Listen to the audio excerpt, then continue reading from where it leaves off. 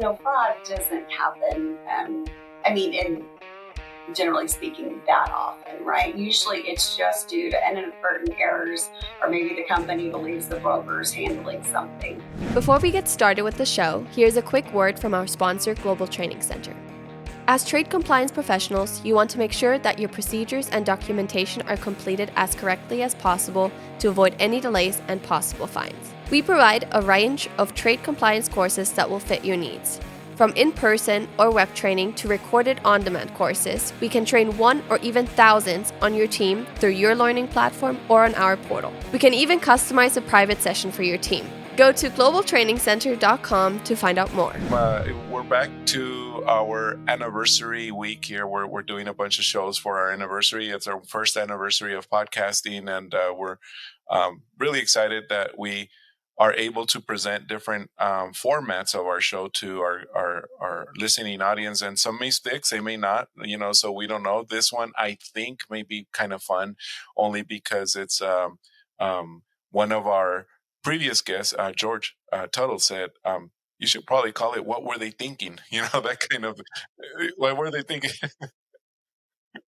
What were they thinking? Yeah, I know. George did a good analysis. George, we may capitalize on that one because it's like exactly. You've got to be kidding this one me, is son. What we're doing? Calling Simply Trade crimes, and shameless plug there, only because we're writing on the popularity of true crime podcasts. This is our version of it. It's a true crime. We're going to be talking about court cases, and in this case, we have a guest who's been a really good friend of the show. She her law firm has been very generous to us, and has come on whenever we need them, and she pulled it off again here for us. So, Andy, I don't know, you have anything else you might want to say about this? Well, I want to say, folks, first off, again, thank you for your listenership. It's we keep saying that. We are so humbled, and we are gaining momentum even more. I think we surpassed the 10,000 downloads, and we're approaching 100 shows that we've published in less than a year. Things are moving faster, and so we may be hitting 15,000 here pretty quick and going on from there. So that's a good thing. All right. That said, Adrian Braumiller is somebody that I've known for many, many years, and we both have, obviously, Lalo, but I love this lady to death. I love her staff. We always have a great time whenever we get together. It's one of those where, it's when we get together at these conferences, as some have said, it's like a family reunion you want to go to. Adrian's one of those that I always seek out and try and make sure I get a good hug from her because she's just such a great lady and has been wonderful. So, Adrian, thank you so much for joining our show, and I'm looking forward to you and Jennifer being able to talk here a little bit. But, welcome, and thank you so much for being a supporter of our show, too. Oh, always. Thank you so much, Lalo and Andy. We really appreciate the invitation. And, the feeling is mutual. You are two of my favorite people, and really appreciate the opportunity to participate in anything that you do. So thank you again for that. Again, my name is Adrian Braumiller, and unfortunately I won't be with you much today, but I'm going to leave you in really excellent hands. My law partner, Jennifer Horvath, is going to present a riveting discussion on fraud, which is obviously one of my favorite topics. I really like it.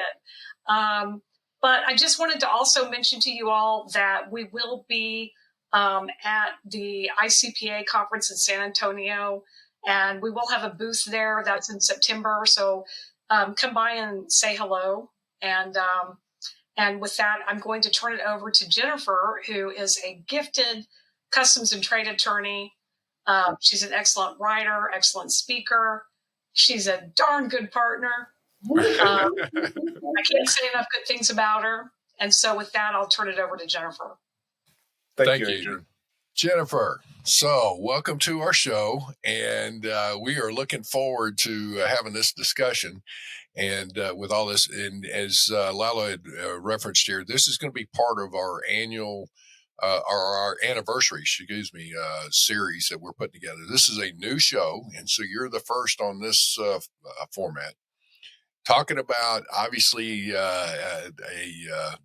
something where somebody just did not do something correctly and has been called out on it, I guess, or whatever. So we're going to go into the details in that in a second. But Jennifer, thank you so much for joining us. And so what's the case that we're going to be talking about today? In a world driven by innovation and global connectivity, there's one name that stands out above the rest: Schultz Trade Law. With over 30 years providing legal and consulting services to Fortune 500 companies, Schultz Trade Law knows the challenges that businesses face in navigating the complex landscape of international trade. The legal and regulatory hurdles can impede growth and drain resources. But fear not, because Schultz Trade Law has the solution. At Schultz Trade Law, they've harnessed their vast knowledge of real-world trade challenges and legal expertise to create a seamless experience for businesses engaged in international trade. Their team of legal experts know how to streamline import and export compliance, resolve trade disputes, and optimize global supply chain operations. Learn more at schultztradelaw.com, where legal expertise leads the way to global success. Okay, so this is actually a case from the Court of International Trade, or CIT for short, and it's called Greenlight Organics, U.S. v. Greenlight Organics, and this is a case where Customs actually brought a suit against the importer, who was a fabric importer. And there are many different issues involved, and it's kind of an interesting and complex and tasty case, if you will. Yeah, initially I thought, I read the case, and of course I'm not an attorney, I'm not even close to being one, but I read it and I thought, okay, after reading this, it looks like this guy got away with it, because of, you'll talk about it a little bit more. And but it turns out it's still ongoing, which is even juicier. So that's pretty cool. So let's go ahead and.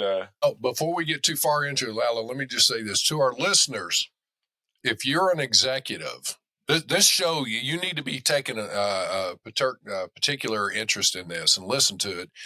If you are an executive with a company, if you're an owner of a company. And on that, if you are a service provider in a high level and things come across, this is something you ought to take note of and listen in on some things, so that what your takeaway is going to be, what's the question that you should be asking in certain situations? If there is an intuitive question mark on a situation, listen to what happened or didn't happen, and then look to see what should you do in your own situation. So, Jennifer, would that be a good setup for those in leadership? Absolutely. I think this case will be very instructive. Hopefully, it's still ongoing, so it'll be interesting to see how it does turn out in the end. I know, and in addition, so this is a customs case at the Court of International Trade, as I've mentioned before, but, Andy, to your point about, company executives and just persons at a company, to be aware, of indicators of fraud, or if they are aware of it, happening in their company by other people. There's actually another line of cases, lawsuits that can be brought before the DOJ, Department of Justice, False Claims Act cases. So, and those carry significant penalties in addition to what is owed to customs. So that could actually occur alongside of a customs case. So just to be aware, maybe that's extra incentive to be on your toes and just be on the lookout and make sure and address any errors that they do come up. And that's all the customs want in the end, so the importer is self-aware. Right. All right. So in this particular case, what was the actual infraction here? What seemed to, once you set it up for us, to give us the story behind here? Sure. So this actually even started off very interesting. Unusually, this doesn't happen that often. It is starting to happen more often these days. This case actually goes back to May 2011, when Customs actually got a letter from a competitor of the company, Greenlight Organics, alleging fraud by Greenlight Organics. So this person from another company, the competitor, sent this letter to Homeland Security Investigations, HSI, and to ICE, Immigration Customs Enforcement Officer Agency. And those are the officers that really look into fraud investigations on behalf of Customs. So this person sent a very detailed letter. It wasn't just kind of a broad letter, but it was a very detailed letter saying, hey, this company, Greenlight Organic, is bringing in fabric that, they're saying is woven when it's really knit. Those two different kinds of fabric have different classifications with also a difference in duty rate. Knit being a higher duty rate, meaning more money is owed to Customs, right? So the fact, and this person actually got the data from one of those, publicly available trade data sources called Panjiva, which, many in the audience here may be aware of, and you guys may be as well. Panjiva just provides some high-level data. It doesn't really give a complete rendering of another company's imports. But that's maybe something as well for companies to be aware of, importing companies. You can actually send a request that your data always be kept confidential so that it doesn't show up on a Panjiva report, for example, and prevent these kinds of letters. Sometimes, people send these letters into Customs and there really isn't, much of a foundation, but the company still has to undergo the pain and suffering, of some kind of investigation or scrutiny. But in this case, it really did kick off an investigation by Customs. So first, Customs had this letter that had very detailed facts, and that was really key to what kicked it off. And in the beginning, and the importer alleges this is when fraud was actually discovered. And this is really what the whole case turns upon, is this definition and interpretation by the court of discovery of fraud. So Customs has a limitation on how long they can bring an action against a company to get penalties if they commit fraud, right? They have 5 years, and 5 years from the date of discovery of fraud. So what does that mean? Actually, Customs has an interpretation, and the court has some similar or same interpretation. And I'm going to read it because I want to make sure and get it right. And you might want to write this down.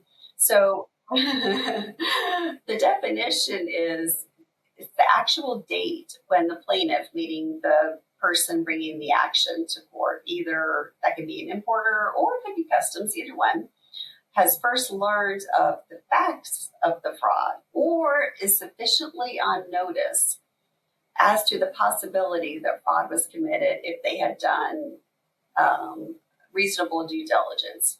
And it's really the second half of, what is considered to be sufficiently on notice as to determining the facts of the fraud eventually. So in our current case, we actually have a set of 3 different dates where it's argued throughout this court case that that the Customs was sufficiently on notice. And it's very important in this case, why they're arguing so much back and forth as to when fraud was determined to be discovered and Customs was determined to be sufficiently on notice, because that is what actually starts running that limitation, that statutory limitation, the 5-year period.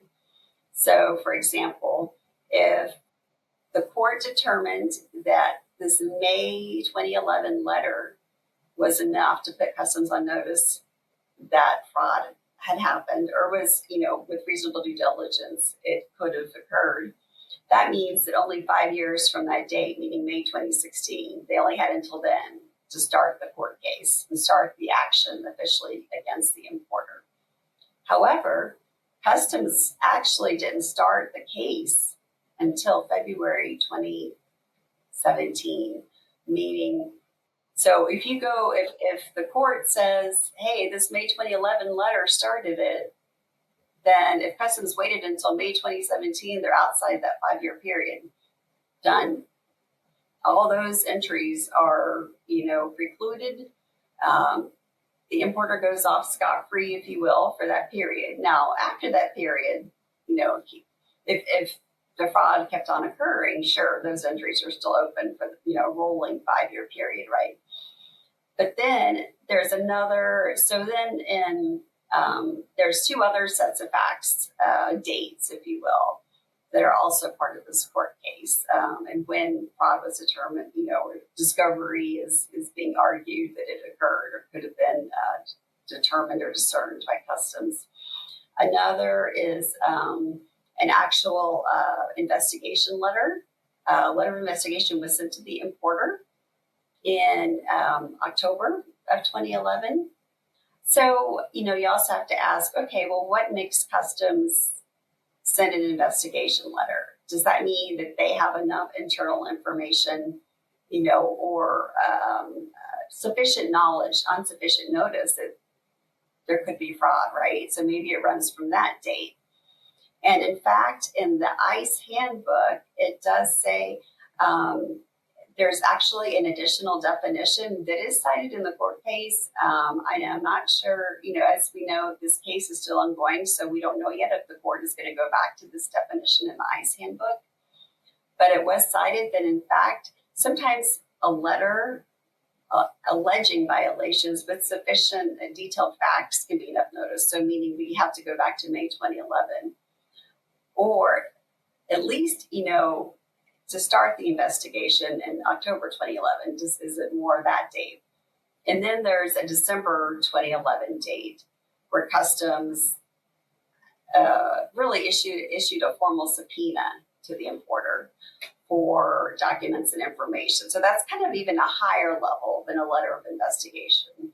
Okay, Jennifer, hang on a second. So we've thrown out several things here. So obviously, what we're looking at is the defendant in this case is probably pushing back, saying that 5-year statute of limitations, you really didn't you start your investigation until February 2017, if I've got that correct.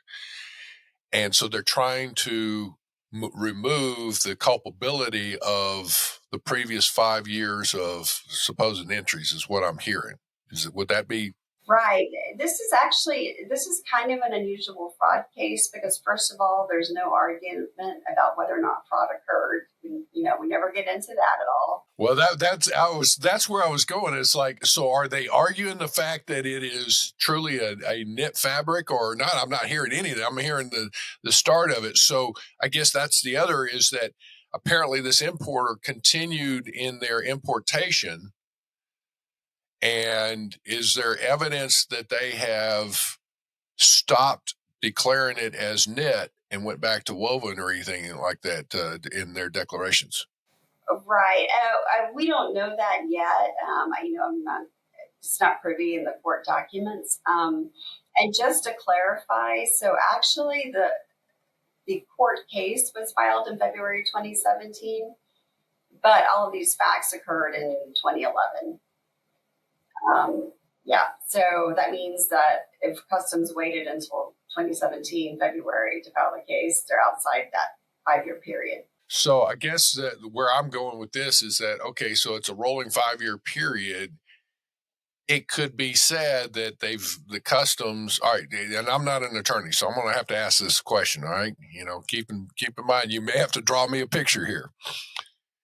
In this scenario that the letter was written, obviously there was something that justified a subpoena so that the records would be, I would assume, somebody looked at it and said, there's enough there.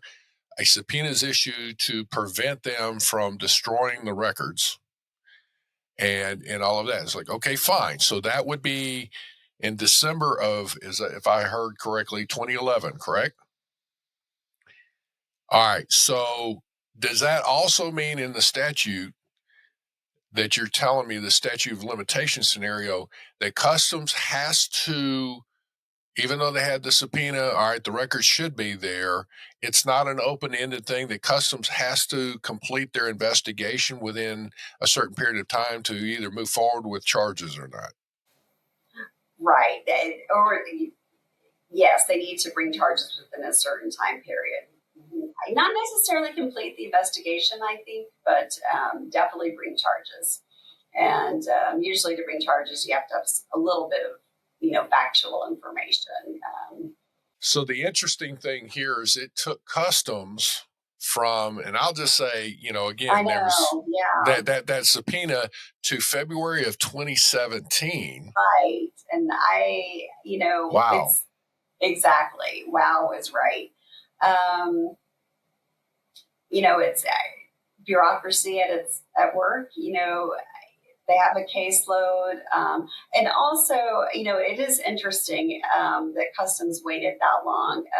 The importer probably tried to argue informally, defend themselves informally with customs. That often happens, a little bit of back and forth. Customs also could have issued some Form 28s, requests for information, in addition to the subpoena. So that means that if Customs issues a Form 28 request for information, the importer responds. That keeps it, it puts a stake in the ground and changes it. Yeah, right. Exactly. So it could have been that Customs was waiting for all of that to play out a little bit first until they actually brought, the court case. Okay, so let's go in. So we're, all right. So, obviously from a defense perspective, I could see where an attorney's trying to basically is like you said, there does not seem to be an argument as to the misdeclaration of what the commodity was. All right. That said, that means chances are they admit there's an infraction. It appears they're trying to minimize the amount of entries to be held for culpability purposes. If in fact that's the case, it's like, okay, fine. So if that's the case, probably the bulk of the importations were done during that period. Now you go on, I'm sure if they were doing it then, they're probably looking at other situations. And so again, it's the amount of culpability of the entries, which then in turn turns into the value of those goods. So if they can knock out 5 years worth, that's probably a good chance of reducing the potential punitive amount that they would get fined. Okay. That said, let's go back up. Is that regardless, let's talk about, again, the scenario here where as this has come up, do you know who the players are of this particular case? Was it the owner of the company, somebody that was a subordinate in there or doing something, and that the executive levels were advised of something and some red flags going on? What are we talking about here so that people can kind of identify with the story here? Mm-hmm, absolutely. And also just to help add into it, another fact that was alleged is double invoicing. Meaning they were brought in at a lower price with a pro forma invoice, and the lower price was declared to Customs for the goods, and then the importer paid a higher price directly to the supplier. Whoa. So now you've got a second deal here where that is definitely an active, if the accusation is... It's definitely an aggravating factor. Yeah, it's one where they are actively participating in defrauding the government and paying less duties and taxes on a false, a lower price. All right. So that said, that's two things. So you got a misdeclaration for classification and a lower duty rate. And right. Then you've got if I can interrupt a little bit, just real quick, just to help clarify for the audience, just because there's a misdeclaration on a classification, it doesn't automatically mean fraud, and Customs doesn't just jump to that opinion. It's only because it's all started with this alleged allegation letter from a competitor. So I just wanted to, I didn't want to scare anyone. Yeah. All right. So a competitor, I get that. And, it could be a simple misclassification error. Okay, fine. Here's the garments, whatever. Somebody looks at it, here's the net versus the woven. Okay. However, saying that is that in the course of that, how are they selling the goods? How are they marketing the goods? If it's on their website or in their sales invoices, that says woven fabric, and then I'll look at the entry and it says knit. I'm like, okay, red flags, and all that. So, all right. So, but again, let's come back. Is that all right? So you've got some infractions here, some several sales transactions that as they're going through, I guess as it's again happening, who was involved with this in this? Was it like a middle management type employee or a frontline employee that was actively pursuing this? And then the owners or executives got wind of this and did nothing, or what? Why is this such a big deal right now? Oh, it's so this was actually a very small importer, really a sole ownership, if you will. There was a board of directors. We don't know how many people were on that, but it really just had one employee who was appointed by the board of directors. So, and these kinds of issues do tend to occur more, right? Because there's not as much, you know, other people to double check them, right? It's easier if you're just one or two people to kind of do whatever you want. You don't have any internal controls of the company really to double check on that. Wow. Okay, so as this has progressed on, again, it appears, it's a defensive tactic. I guess, what is your takeaway for somebody out here that is, whether they're a small company or a bigger one or whatever, as you look at these kinds of situations? It sounds like a single employee scenario is probably indirectly has some kind of ownership, or maybe they are just purely an employee, but they're taking the direction from the ownership. Regardless, as you're going through these types of things, if crossing the T's and dotting the I's on a transaction, this is woven fabric and I'm moving net, or hey, the importer's actually paying, $10,000 for this bolt, but I'm going to declare it as 8,000 or whatever it is. It's like, that's not right. Right, exactly. Especially for smaller companies or medium-sized companies where there aren't that many employees, those are the ones that tend to know more about the shipments and really what's coming in. So if you do see an error on the paperwork, first of all, make sure you do have your copies of your shipment records, your entry records from your broker. Don't just rely on the broker. Make sure you have your own copy. All right. So there's one key takeaway. As a company, you need to make sure you have an archive, a proper archive of your documents. That only includes the entry documents, but the paperwork of the sales transaction or the buying transaction and all that subordinate documentation goes with it. Would that be fair? Yeah, and I've also heard and seen that to an extent that check what your broker is reporting to you, and then go in and check in ACE. Exactly what is on there, because those two can also be different. Sometimes just due to pure error on the part of the broker. Sometimes they've lost the classification database you gave them or whatever, or they were in a rush, But absolutely, it's what we call post-entry audits. We recommend highly routine post-entry audits. Pull your ACE report, check a sampling of entries, or 100% if you want. It's up to you. And then check the actual entry documents. What did customs declare, and check ACE and make sure everything is correct. And for anybody that is new to the show or has never heard that word ACE, so that's the software automated. Everybody who's an importer has free access to it and should have access to it, because that's your account. It's your business and you should be checking it. So, which means, again, if you are a leader or owner of a company, what that does is going into ACE or having your staff go into ACE and pull out the reports, you can see what has been transmitted regarding your company to the government. In a sense, it's CBP, but it's like, getting an idea ahead of time of all right, or after the fact in this case, what has been transmitted by your brokers and anybody else under your EIN number that labels your company. You're liable for that. And you need to go in there, and if you find an error, you need to either get it corrected, or you may have somebody that's using a vendor, a third broker or something else, and you go, where did this come from? And it'll be a good indicator that somebody's importing something in under your name, cutting a deal on the side, and go, whoa, wait a minute. And by the time you find out, if you're not looking, it may be too late. So use the ACE reports. That's is excellent for that. And it's a good point, Lalo.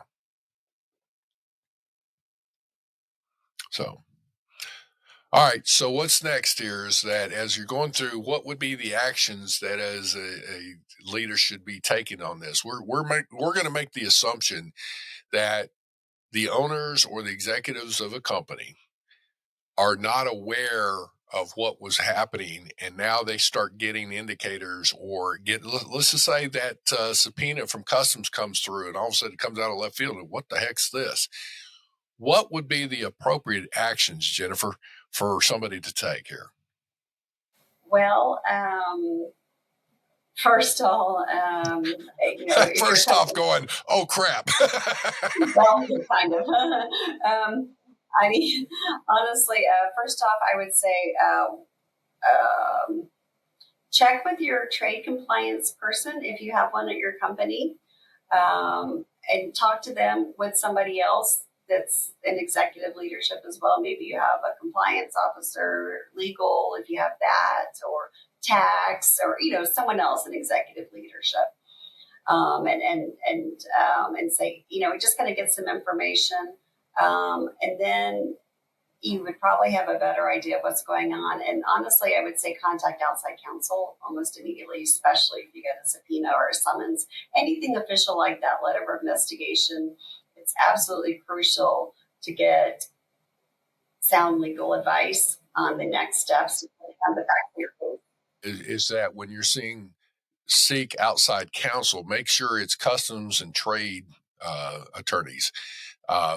Obviously, Braumiller is a great firm there. There's others out there and whatnot, but I mean, that would be something specific. Don't just call up, hey, your buddy, Joe Smith that's, does family law, and say, hey, what do I got to do? Or real estate or whatever. It's like, no.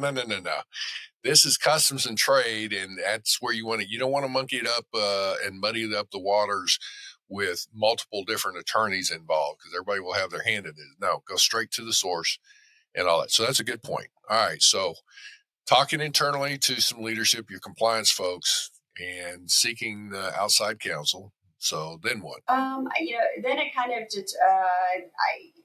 You issue an internal do not destroy order to everyone, meaning do not destroy any records at all anywhere, because when the government issues a subpoena, they want to see everything: emails, internal memos, sales orders, POs, invoices, etc. So we also issued that do not destroy for the past 5-year period. You put it in writing. Don't just have a meeting and just say it, Well, and to that point, I think as you're going through situations, and let's just say, unfortunately, there may have been something that's discovered and it's not good.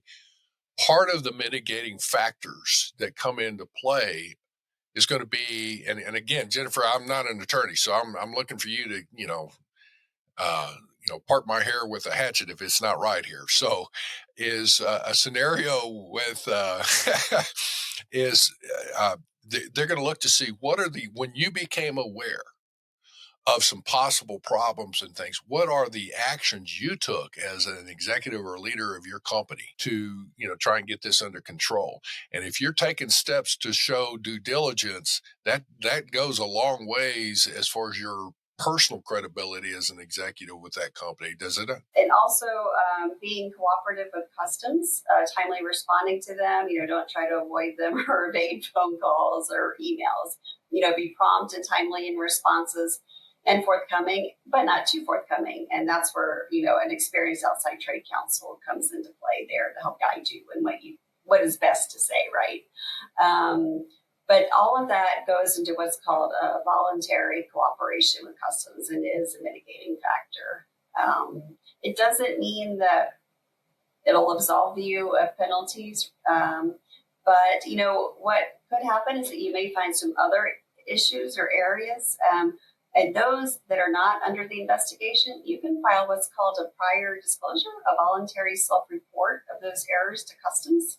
Those will be covered by penalties.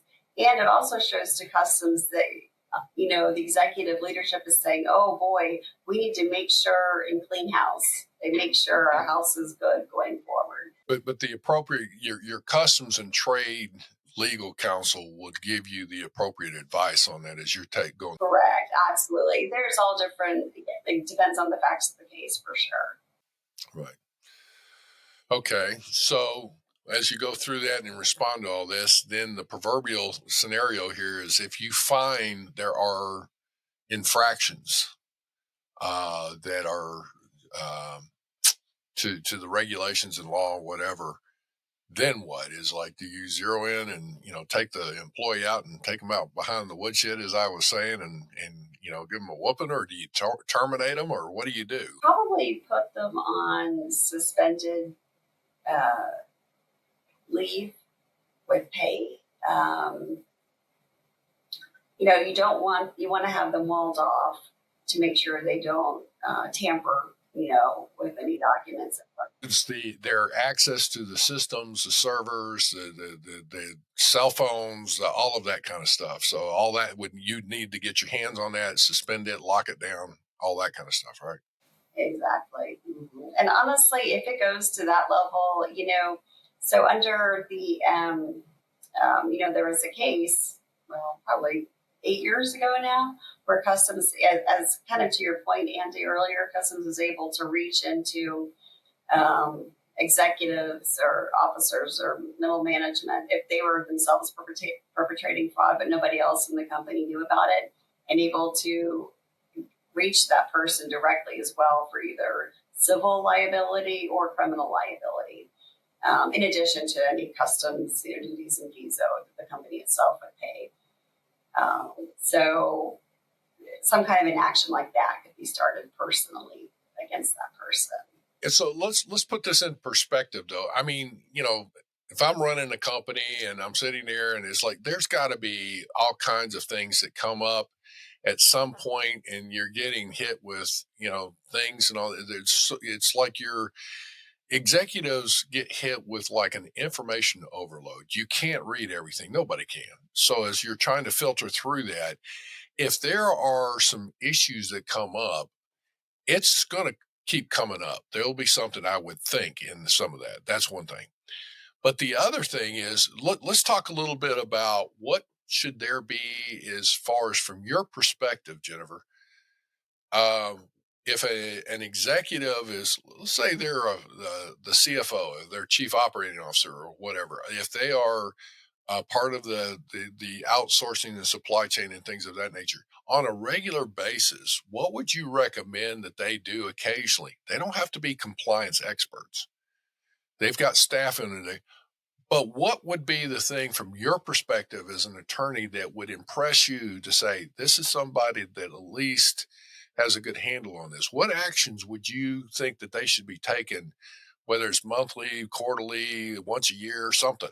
Yep, absolutely. So the person responsible for trade compliance at the company should have a direct line to some type of executive leadership and provide routine reports. It depends on the size of the company, what's going on, the size of the import operations, right? They could be tiny, even if it's a big company, or they could be huge if it's a medium-sized company. It runs the gamut. But have some kind of a routine reporting period that makes sense for your level of imports and the size of your company. And then it allows that trade compliance person, first of all, kind of, have them give you a rundown of the errors that they're seeing, if there are any, or any forthcoming issues that they're identifying. Like, oh, hey, we're maybe starting a new project in this country, and we need to think about this, this, and this. Don't just turn a blind eye to, oh, we need to make sure certain processes are in place. Not only have that person report to you, have it in writing as well, have them send it to you in writing, and then, make sure it's acted upon. If they are saying, hey, we need to do some internal exploration on something. Well, one of the things I will say that I usually make this suggestion, and it sounds easy to do in one respect. On the other side of the coin, it may be a little bit difficult for some executives, and this is where maybe getting some, somebody to come in and help give them a little bit of guidance on this and setting this up. But one of the things I am always a proponent of is establishing, some meetings where you would have somebody from the compliance area, your IT, your sourcing or purchasing groups, your logistics / supply chain that's transportation related, warehouse and distribution type scenarios, your customer service area and your accounting area, both and mainly on accounting would be looking at not only your accounts payable, but your accounts receivable, but the accounts payable in particular. As you're looking at things on these transactions that are, and maybe you have to include sales in some of this, but as I'm talking about is the point is you have, and you don't have to do it all the time, but you talk through with everybody there and talk through certain transactions, what's going on and all of that, so that if there is a problem, the exceptions, and you were keying in on some of that, but I mean, to me, it's like, okay, if there are exceptions that things are not getting paid timely in the accounting and from accounts payable, well, why is that? Well, the proper account codes aren't there or something. Oh, okay. Well, let's back up and reverse engineer that. Why is that not there? Well, when the commercial invoice was generated, we didn't, know what department to charge this to. So somebody has to look it up, and then that's more time. Well, why is that? Well, when the customer order is done, and you just keep backing it up. But from that perspective would be one aspect I think would work, that you could even have that, a couple times a year, once a quarter, whatever, or participate in a logistics council type scenario and that executive listen in on it. What would you think to that idea? And then I've got a second one there for you. Yeah, absolutely. In fact, we have with a couple of, especially if it's a larger company, what we call trade compliance council meetings. And in the beginning, they would start off having it once a month, but it would include representatives from all those departments. And then as well, the leaders, if you have any affiliate sister companies, have them included in that trade compliance council, if you will. And then together, everybody learns about issues and addresses them, because it could, you don't know what you don't know until you start talking to people. So especially, some companies are more prone to value, additions to value or additional values that need to be reported. So for those, we certainly recommend having monthly meetings and annual, actually, surveys as well, to sourcing, production, customer service, etc. Because those are the ones that are really involved in the value side of things, and accounting as well, to make sure what values are actually being paid. Well, to that point too, again, is I'm listening to this, is like, all right, so let me stop for a second. To our listeners, again, if you are an executive, if you're a leader, that's one of the key things there, that you need to take steps to look at it. And it's going to, you got to test your group and see, how solid are things, or if you got a weak link in your chain somewhere that you need to look at. And it's not a case of of a gotcha. It's a case, let's just shore things up and work on that. And let's make sure that, everything's on the up and up and everything's working well. And if there's a problem, that you'll be able to find it. The second aspect, though, Jennifer, is that you mentioned something a little bit earlier, talking about, the compliance people need to have a good relationship with the executive level. But you took it a step further that I want to come back to, and that is that the compliance people should be putting together some appropriate reports for the executive level. You don't want to get bogged down in the details, because executive levels need to look at the higher level type things, and you can identify trends. But the point being, how many imports have you got? How many exports have you got? Are there issues that you see as a red flag, so that you can look at it? And if you're an executive and you're accepting these types of reports or looking at them, maybe you need to have a meeting with your compliance person to sit down and go, take me through this so I can try and understand this. And it's okay to go, you know what, I'm not getting it. Help me out here because some of this gets a little complex, but here's where I'm going with it.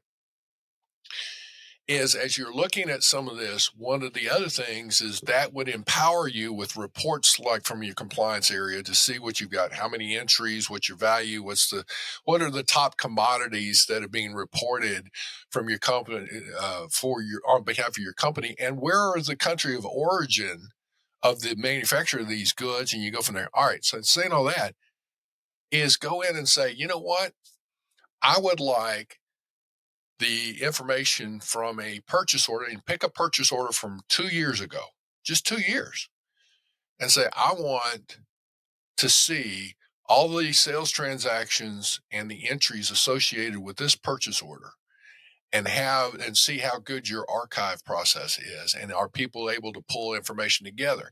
And chances are they're going to come back, well, that's 2 years ago. We can't get this data. Right there is a red flag that I would say, stop it. And you better go be kicking somebody's backside and say, we're not going to have this. Now, they may get upset with you because you're plowing too close to the corn, but you better find out where this IT data breach is or problem or something, or your hard copy of records. I don't know. What do you think about that? Yep, 100% agree.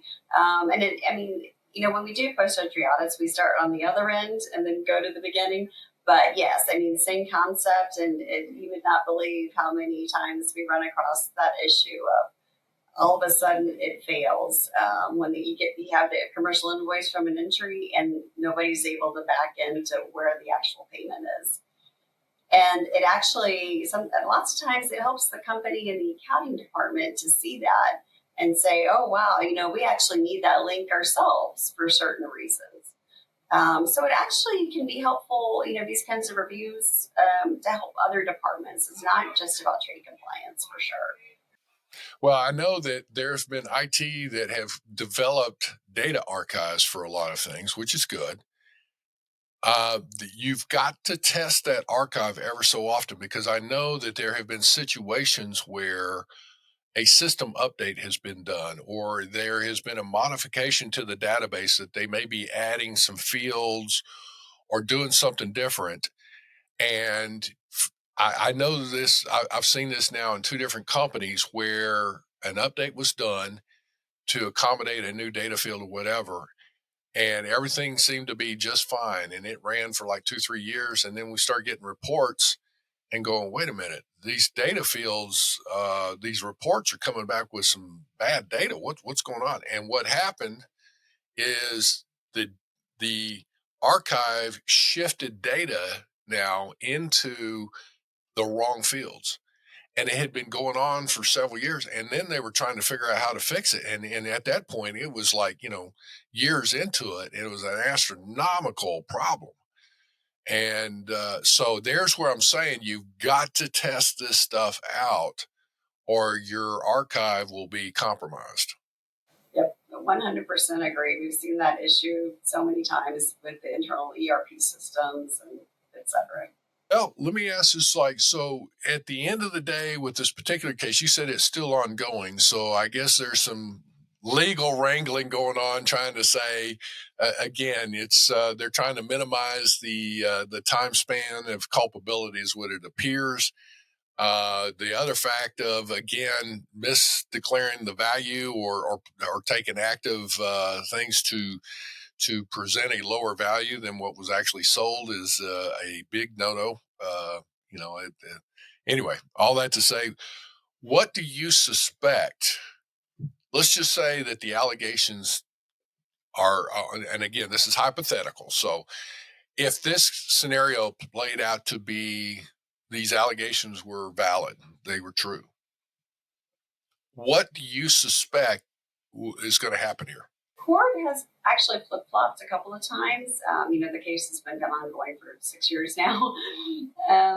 But it's been trending to say, hey, it was that first letter of allegation that really started it. And that's when Customs was, had sufficient notice.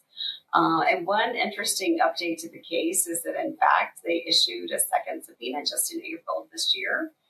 And were able to find a lot of the different documents. In fact, they went and raided the guy's house and gotten a lot of additional documents that could change the case too, as far as the time frame. So it will be interesting to see what comes of all that.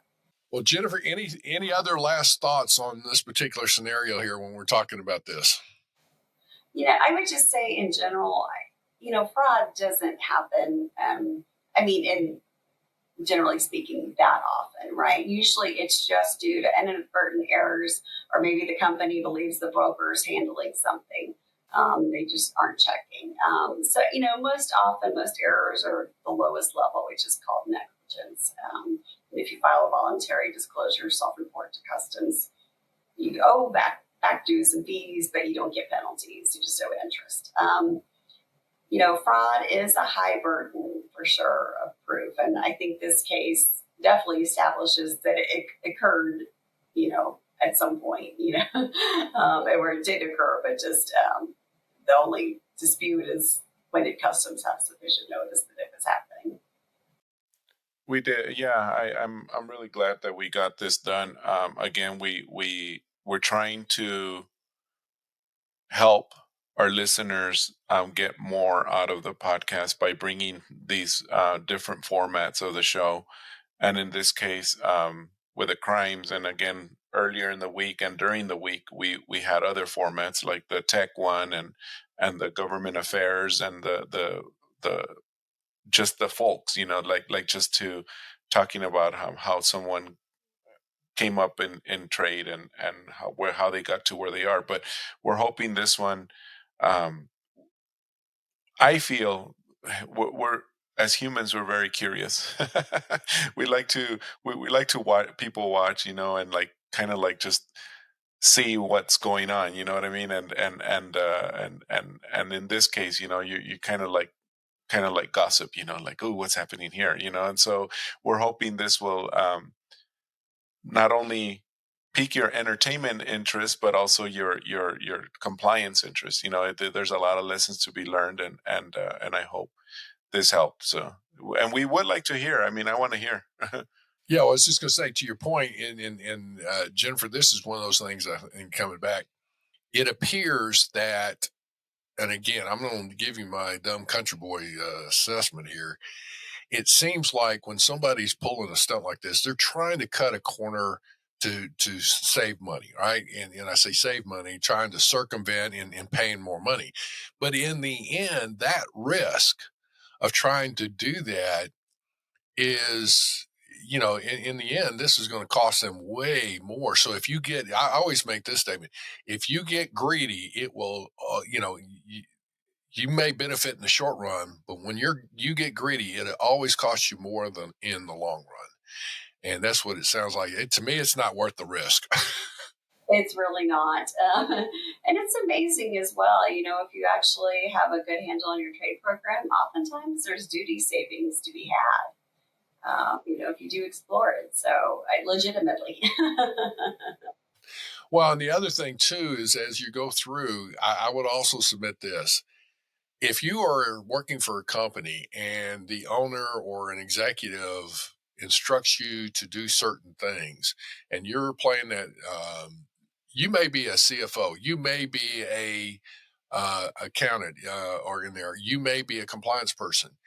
If you're being instructed to do something that is either nefarious or something that's wrong there, part of your job is to ensure that whatever you're involved in, that it should be on the up and up, that the T's are crossed, I's and dotted and all that. And if it's not, you ought to look at taking steps to at least document and say, I'm advising you not to do it this way, because you may not have the power to, go against that. You have to, but you can always advise.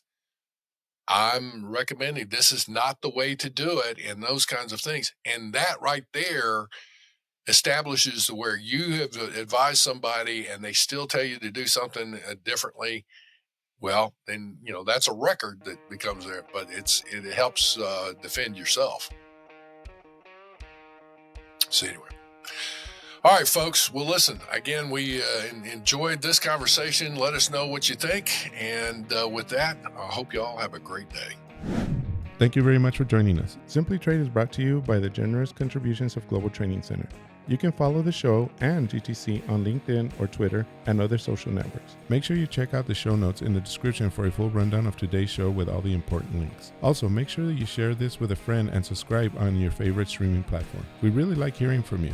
If you enjoyed the show, make sure to rate and review wherever you listen to this podcast. If you or someone you know would like to be a guest on the show or would like to sponsor Simply Trade or suggest any topic you would like for us to discuss, please contact us via email at simplytrade@globaltrainingcenter.com, or you can DM us on Twitter at simplytradepod. Thank you again for the privilege of your time. Happy trading. Simply Trade is not a law firm or an advisor. The topics and discussions conducted by Simply Trade hosts and guests should not be considered and is not intended to substitute legal advice. You should seek appropriate counsel for your own situations. These conversations and information are directed towards listeners in the United States for informational, educational, and entertainment purposes only and should not be substituted for legal advice. No listener or viewer of this podcast should act or refrain from acting on the basis of information on this podcast without first seeking legal advice from counsel. Information on this podcast may not be up to date depending on the time of publishing and the time of viewership. The content of this posting is provided as is. No representations are made that the content is error-free. The views expressed in or through this podcast are those of the individual speakers, not those of their respective employers or Global Training Center as a whole. All liability with respect to actions taken or not taken based on the contents of this podcast are hereby expressly disclaimed.